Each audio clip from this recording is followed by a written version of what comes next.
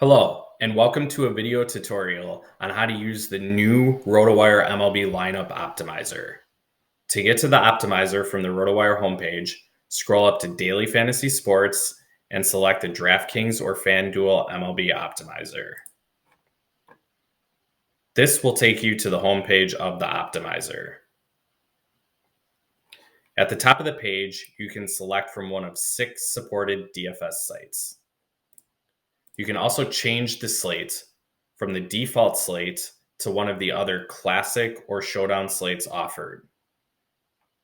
You can also select future dates if applicable. Before we get into building any optimal lineups, let's take a look at the variety of features of the optimizer. As an example, we're going to use the June 9th, 2023 slate with 13 games. You can see here that the games are sorted by game time. You can also sort by probable starters to see the expected starter for each game and their salaries, the implied run total of each team sorted by the most runs expected to the fewest runs. You can sort to see a weather report for each game. You can sort to see the over-under of each game. You can sort by the win probability percentage for each team and the money line for each game. Next, we'll take a look at the player pool. Here you can sort by batters, pitchers, or select positions. Here we'll take a look at what each column represents. Here we have each player listed and sorted by projected fantasy point total. Here you can lock a player to guarantee that that player will show up in every one of your generated lineups. You can exclude a player to make sure that the selected player never shows up in a generated lineup. You can like a player to boost their fantasy projection by 10 points. Here you can see the position that the player is eligible for on the selected DFS site, the team each player plays for, and their opponent for today's game. You'll also notice the throwing hand of each pitcher here in blue. You can click on this to see the expected starting pitcher, their ERA, and if the player has any stats against that pitcher. Here under lineup, you can see if a player is confirmed in the lineup or just projected. For example, Fernando Tatis is projected to bat second tonight. Here, Ronald Acuna is confirmed in the lineup batting leadoff. If a player is expected to be on the bench, they will show up as BN. If they're confirmed on the bench, they will have a red X next to their name. Next, you can see the salary for each player, the projected fantasy point total for each player, and the projected value per $1,000 in salary. Minimum exposure is a customizable number that you can put here. If, for example, you want Fernando Tatis in 10% of your lineups, you can enter that amount here. If you want Fernando Tatis to be in a maximum of half your lineups, you could enter that here. Next, we have roster percentage, which is our projection of how often we expect a player to be rostered in a contest. Now, we can also add stats to the player pool. Here, there are some custom options here, such as batting, which will show a player's stats for the season. We have advanced batting to show advanced metrics, such as WOBA or barrel percentage, with a description of each one. Player props and odds, in case you're wondering how likely it is based on the odds makers for, say, Fernando Tatis to hit a home run, a player's average fantasy points for the season, last 3, last 5, 7, 10, 14, and 30 games, a player's stats against the starting pitcher for tonight's game, a player's stats versus that pitcher's throwing hand. So, for example, Fernando Tatis's stats against lefties throughout his career, home and away statistics for each player, last 7 game stats in case you want to see who's hot, as well as weather.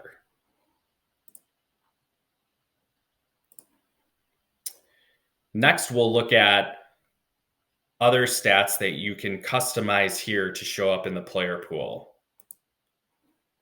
For example, if you want to see what a player's career OPS is against that pitching hand, you could select that.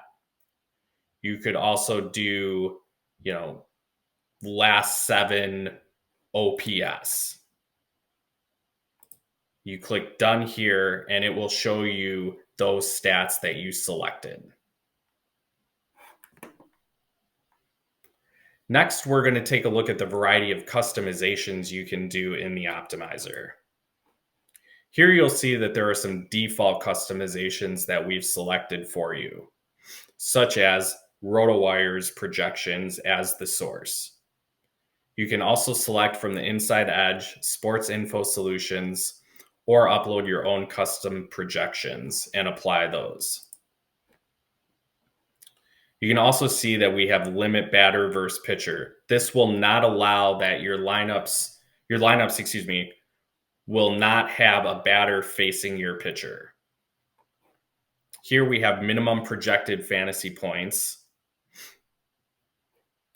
You can edit this amount to one of your choosing. This is done so that players with no projection won't show up in the optimizer. We also have a projection variance factor here with a default of 5%. This will adjust a player's projection up or down by that amount. For example, if Fernando Tatis is projected for 10 points, a 5% variation will give him a random projection between 9.5 and 10.5 points. This is done to give some randomness and to make sure that you don't have the exact same lineup as other RotoWire subscribers. You can also enter this amount. If you don't like that, you can change it to 0. You can move it up to 50. It's however you want to do it. Next, we'll get into some non-default customizations so that you can change even more to your preferences. The first one we'll take a look at is batter stacks. In baseball, it's certainly advisable, especially in guaranteed prize pool tournaments, to use a stack. A common one is to have a team stack with 5 batters. You could then also do a secondary stack where you do 3 batters from another team. You could also change this to 4. You could do 2 4 stacks, or you could do something like a team stack with 3 players, another team stack with 3 players, and then another stack with 2. This is a fun thing to play around with.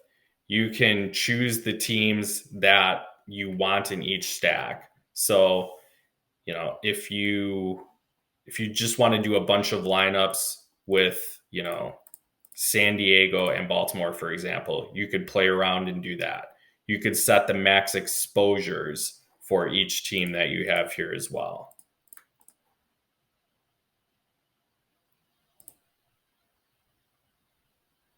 Okay. Next, we're going to take a look at adjust by batting order. Here's one where you could exclude certain batting order slots. If, for example, you don't like to have the 9 hitter in any of your lineups, you could add that customization here. That's going to make sure that none of your lineups have any 9 hole hitters in your lineup.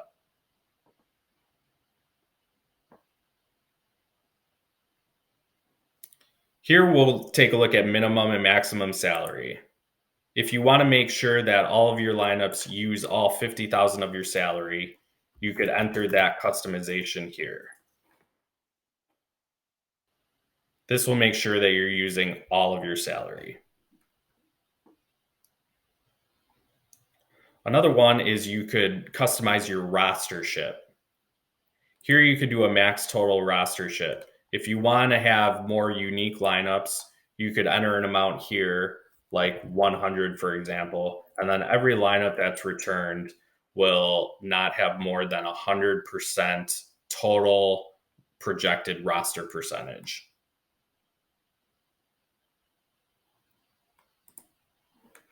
Now let's build some lineups. Here we're going to build 10 lineups. As you can see, that was done really quickly. Now, every lineup should come back with all 50,000 used, which we can see here, a roster percentage under 100%, and it should have a team stack with at least 5 players, which we can see here is the case. You'll see each player listed, their team, their opponent, their salary, and their projected fantasy points. I have this set up to also show each player's projected roster percentage and where they are in the lineup. You can also customize this lineups view. So, for example, if you don't want to have rostership on here, you can remove that. If you wanted to see the home run forecast index, you could add that. Now let's click done, and we can see that that's updated to no longer show the roster percentage projection, and it shows the home run forecast index for each player's game. You can also save lineups and get alerts in case one of the players in your lineup ends up being benched for that game. And you can also download to CSV to automatically import your lineups into DraftKings. Thank you for watching. And if you have any additional questions, please email support@rotowire.com. Thank you.